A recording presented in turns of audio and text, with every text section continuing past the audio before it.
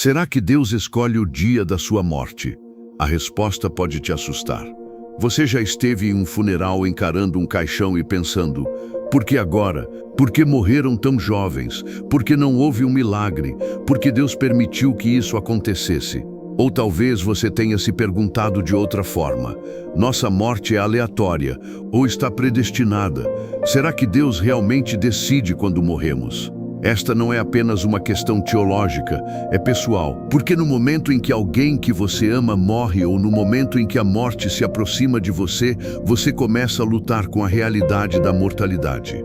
Sejamos realistas, fazemos planos como se controlássemos o tempo. Ignoramos tragédias como se elas nunca pudessem nos atingir. Mas a verdade é que você não tem ideia de quanto tempo lhe resta. E isso deveria mudar a forma como você vive agora. Algumas pessoas dizem que tudo acontece por uma razão. Outras dizem que a vida simplesmente acontece. A morte simplesmente acontece. Mas o que Deus diz? Ele fica sentado observando a vida se desenrolar, impotente para intervir? Ou é Ele quem controla o calendário da sua alma? A Bíblia não se cala sobre isso. Isso fala diretamente sobre o número dos seus dias, sobre o momento da sua morte, sobre a soberania do Deus que sustenta tanto o berço quanto a sepultura. E eu quero levá-lo em uma jornada pelas Escrituras, pela verdade, por histórias belas e brutais. Porque, uma vez que você entenda que sua morte não é aleatória, você começará a viver como se sua vida também não fosse. Então, prepare-se. Estamos prestes a falar sobre uma das verdades mais evitadas, mas mais importantes da vida cristã. Deus decide quando morremos. Vamos descobrir. Parte 1. Seus dias estão contados e Deus controla esse número. Vamos começar com a verdade mais sóbria, mas estranhamente reconfortante. Seus dias são contados não por doença, não por acaso, não por algum destino cego, mas por Deus. O Salmo 139 diz: todos os dias determinados para mim foram escritos no teu livro, antes mesmo de qualquer deles existir. Pense nisso. Antes de você nascer, antes do seu primeiro suspiro, antes mesmo do médico te segurar em seus braços, Deus já sabia a data do seu último suspiro. Isso não significa que vivemos com medo, significa que vivemos com reverência. Porque você não está apenas existindo na terra, você está vivendo por desígnio divino. Cada nascer do sol que você viu, cada vez que seu coração continuou batendo enquanto você dormia, cada situação de quase morte que não terminou em tragédia, Deus estava presente. Essa verdade destrói a mentira da aleatoriedade. Fomos comprados por um preço, conforme 1 Coríntios 6, 19 e 20. E nossas mortes não estão fora do controle de Deus. Veja bem, Deus não apenas observa sua vida. Eu tenho provas disso. Ele disse a Abraão que ele morreria em uma idade avançada. Ele disse a Moisés quando era hora de subir a montanha e encontrar seu fim. Ele deu a Ezequias mais 15 anos. Ele disse a Pedro o tipo de morte que ele teria para glorificar a Deus. Isso não é microgerenciamento, é misericórdia divina. Significa que ninguém morre cedo demais aos olhos de Deus, mesmo quando parece cedo demais aos nossos. Agora, não me interpretem mal. Isso não significa que toda tragédia seja o desejo perfeito de Deus. Chegaremos a isso, mas significa que nada o pega de surpresa. Nem câncer, nem acidentes, nem violência, nada. Então a questão não é se vou morrer, isso é garantido. A questão é, estou vivendo como se meus dias estivessem contados por um Deus santo? Porque quando você percebe que Deus conhece seu último suspiro, você começa a tratar cada respiração antes disso como um presente. Você para de perder tempo. Você para de viver em rebeldia. Você para de tratar a graça como uma rede de segurança para a procrastinação. E você começa a caminhar com aquele que segura sua vida em suas mãos. Então sim, seus dias estão contados, mas mais importante, eles são conhecidos. E aquele que os conhece ama você mais do que a própria vida. Deixe essa verdade mudar a maneira como você vive hoje. Parte 2. A soberania divina desafia a escolha humana. Será que morremos por acidente? Se Deus conta os nossos dias, isso significa que toda morte é da sua vontade. E quanto ao acidente de carro, à overdose, ao suicídio, à bala perdida, à doença que os médicos não conseguiram controlar. É aqui que a questão se complica, porque não lutamos apenas com a verdade. Lutamos com a tragédia. Então vamos fazer a pergunta difícil. Alguém pode morrer antes da hora. Para sermos claros, Deus é soberano. Nada lhe escapa. Nenhuma morte o surpreende. Mas isso significa que toda morte foi planejada por Ele. Nem sempre. Porque embora Deus esteja no controle, Ele ainda nos dá o livre-arbítrio. E com esse livre-arbítrio, as pessoas podem fazer escolhas devastadoras. Motoristas bêbados matam. Médicos fazem diagnósticos errados. Pessoas tiram a própria vida. E às vezes, as pessoas rejeitam a própria sabedoria que poderia tê-las salvado. Eclesiastes diz: não seja ímpio nem insensato. Por que morrer antes da hora? Espere o quê? Esse versículo prova algo que a maioria das pessoas ignora. É possível encurtar a própria vida, sem consequências. A insensatez se abateu sobre nós, e nem toda morte fazia parte do plano perfeito de Deus, mesmo que fizesse parte do plano permitido por Ele. Mas não se esqueça disto. Só porque Deus permite algo não significa que Ele o aprova. Há uma diferença entre o que Deus ordena e o que Ele permite em seu plano. Será que Deus já fez isso por você sem que você percebesse? Aquele susto na estrada, aquele médico que percebeu a tempo, aquele momento em que você quis desistir, mas não desistiu. Deus não é apenas quem tira a vida, Ele é quem a dá. E às vezes Ele estende o tempo da sua vida para lhe dar outra chance de viver com propósito.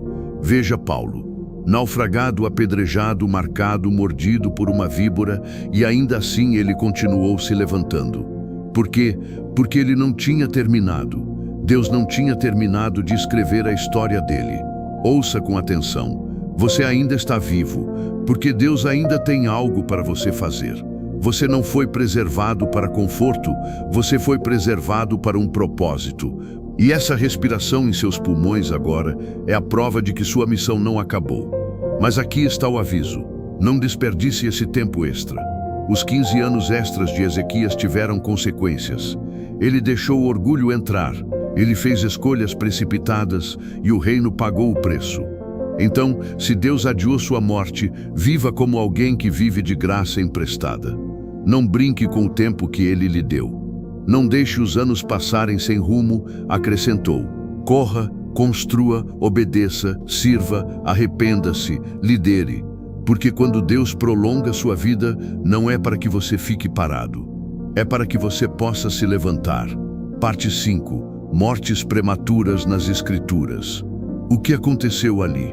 Vamos encarar uma verdade mais difícil agora. Nem toda morte na Bíblia foi pacífica. Nem todo fim aconteceu após uma vida longa e plena. Algumas foram repentinas. Algumas foram chocantes. Algumas foram o julgamento de Deus. E você precisa ver isso claramente. Vamos começar com Ananas e Safira.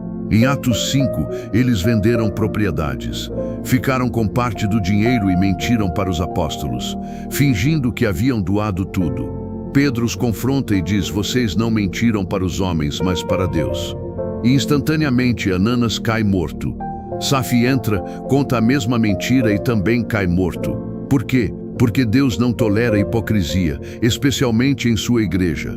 O pecado deles não foi acumular dinheiro, foi fingir ser mais justos do que eram. Foi praticar o cristianismo e Deus os fulminou para enviar uma mensagem.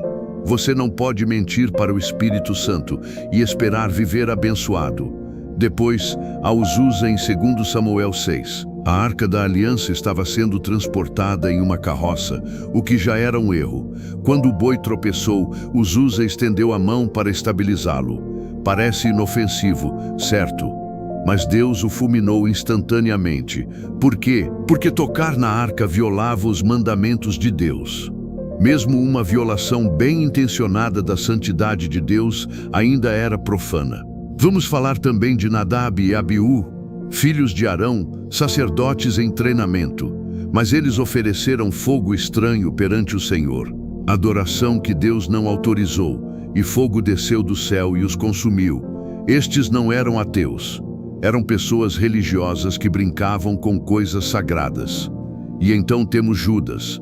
Ele caminhou com Jesus, testemunhou os milagres, ouviu os sermões, mas escolheu a traição e terminou a própria vida em arrependimento e desespero. Então, o que todas essas mortes nos ensinam? Deus é santo. O pecado é sério, e nem toda morte é pacífica quando a vida é vivida em rebeldia. Agora ouça-me, isso não é para assustá-lo, é para despertá-lo. Deus é misericordioso, Deus é paciente, mas não se deixa escarnecer. Hebreus 10:31 diz, é terrível cair nas mãos do Deus vivo. Portanto, se você está respirando hoje e sabe que não há pecado que você esteja escondendo, não teste a paciência de Deus. Não presuma que você tem tempo. Arrependa-se agora, antes de chegar ao ponto sem volta, porque enquanto algumas mortes são encontros marcados, outras são avisos. E se você ainda está vivo, não é tarde demais para reescrever o seu final. Parte 6. O mistério das mortes trágicas. Quando os caminhos de Deus não são claros. Sejamos honestos, algumas mortes simplesmente não fazem sentido. A criança que morreu enquanto dormia, o missionário morto a tiros no exterior, a mãe que morreu de câncer enquanto seus filhos ainda eram pequenos, o líder de louvor morto por um motorista bêbado. Você ouve histórias como essas e pensa, por que Deus permitiria isso? Onde estava a proteção dele? Porque ele não impediu. E aqui está a dura verdade. Às vezes, não obtemos uma resposta deste lado da eternidade. Deuteronômio diz, as coisas encobertas pertencem ao Senhor nosso Deus. Isso significa que nem tudo é explicável. Nem toda morte se encaixa em um sermão conciso. Nem toda dor tem um propósito visível. Mas isso não significa que não haja um propósito. Significa apenas que não somos Deus. Romanos 11:33 diz, ó profundidade das riquezas, tanto da sabedoria como da ciência de Deus. Quão insondáveis são os seus juízos e quão inescrutáveis os seus caminhos. Tradução, você nem sempre entenderá os seus caminhos, mas sempre poderá confiar no seu coração. Pense em Jó. Ele perdeu tudo, sua riqueza, seus filhos, sua saúde. Não porque pecou, não porque foi amaldiçoado, mas porque fazia parte de uma batalha espiritual que não conseguia enxergar.